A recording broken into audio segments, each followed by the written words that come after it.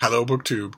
I have that melancholy moment, the last mail haul of the week, and we've had a skimpy mail presence on the channel this week. I took a day off, and there were more than a few mail hauls that I didn't open on camera, and it was also a skimpy week for mail. In addition to opening fewer books on camera, I also got fewer books.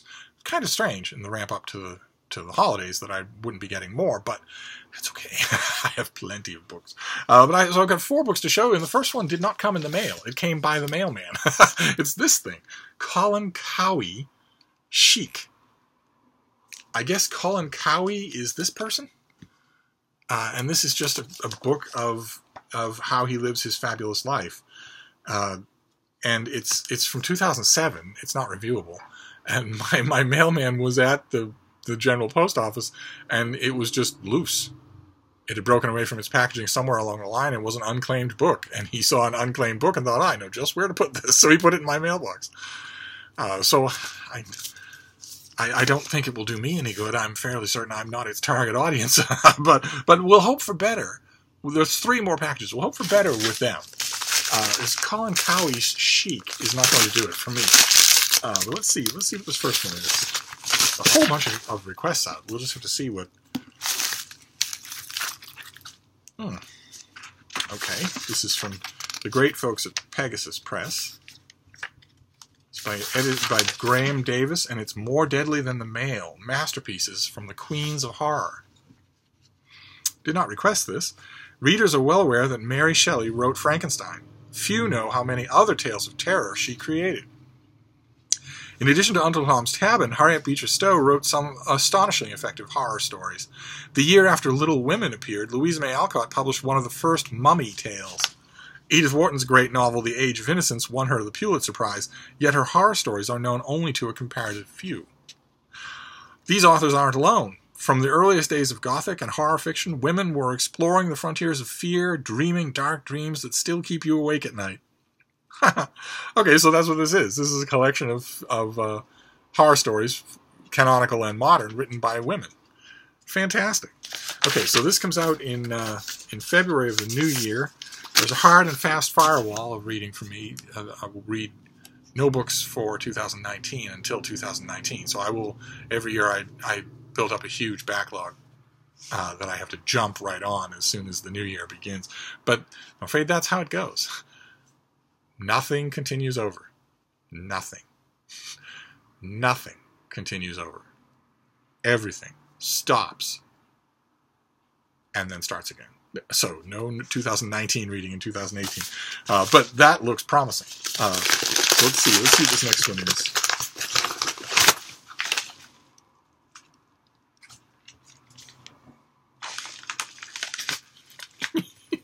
They want to see you, baby. No?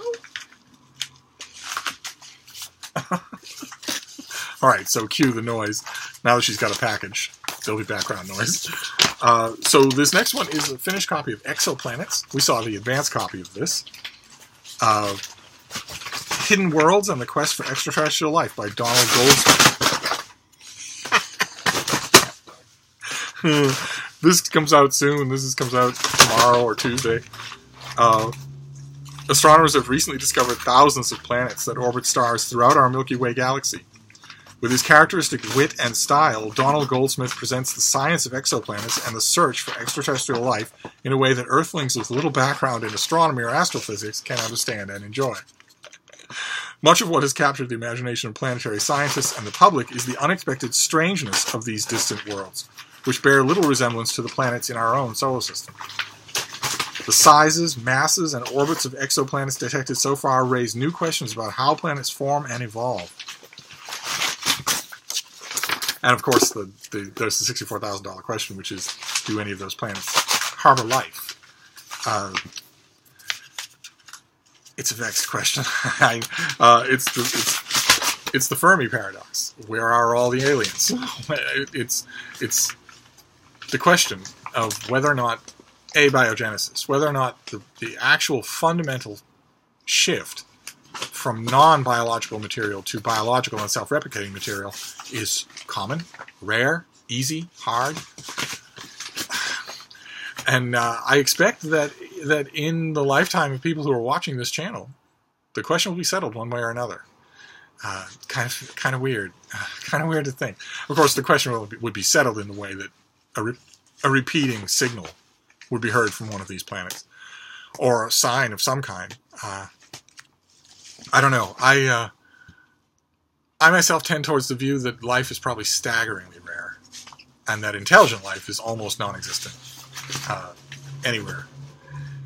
I think that's probably the case, but I'd be happy to be proven wrong. As a devotee of science fiction, I'd be happy to be proven wrong. And then we have this last thing. It's big, it's heavy. It could be a finished copy of something. What have we got here?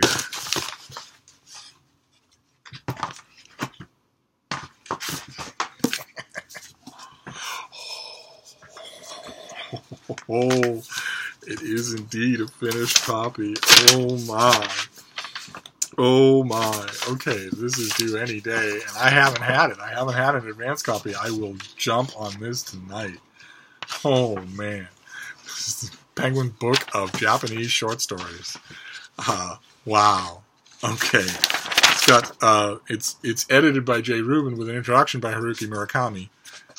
Japan has one of the greatest short story traditions in the world, yet many readers in the West know little of Japanese literature beyond internationally best-selling author Haruki Murakami, who introduces the Penguin Book of Japanese Short Stories. This revelatory and exciting collection celebrates the art of the Japanese short story and features stories spanning more than 100 years, from 1898 to 1914. Oh my. Published in a stunning jacketed hardcover by Penguin Classics. This is actually a Penguin Classic. That's new. And edited by one of Murakami's principal translators. This book offers a compelling tales that Rubin believes will stay with readers for decades. Okay, all right. Fantastic. All right, so this has all of the big names of Japanese literature in the last century, all of whom have tried their hands at... Oh, fantastic. Wow, a big jacketed, dust-jacketed hardcover Penguin Classic. That is so strange. So next year, at this time, we will see the typical black paperback Penguin Classic of this very same thing. But in the meantime, this will get reviewed everywhere. This, I know, their book editors are almost certain not to review a new Penguin Classic, no matter how interesting or innovative or groundbreaking it is. But a new book like this, something that looks like a book, something that looks like a new hardcover, this might get reviewed a lot of places. That would be a lot of fun to see. I believe it already was reviewed in the TLS. I vaguely remember that. Boy, though, this is nice and generous. Well, okay, that's what I'm going to read tonight. So those are our books. In fact, I'll probably read all of these tonight. This is the Penguin Book of Japanese Short Stories, Penguin Classic in a hardcover with a dust jacket. Then Exoplanets, and then the one book that I won't read, which is More Deadly Than the Male, a collection of female-authored horror stories, and Colin Cowie Chic. That was just donated to Steve Donahue's little home for wandering books. And that's it. That is our last mail haul of the week, plus the soundtrack of destruction. So I'll wrap this up for now, but I'll see you soon. Thank you, BookTube.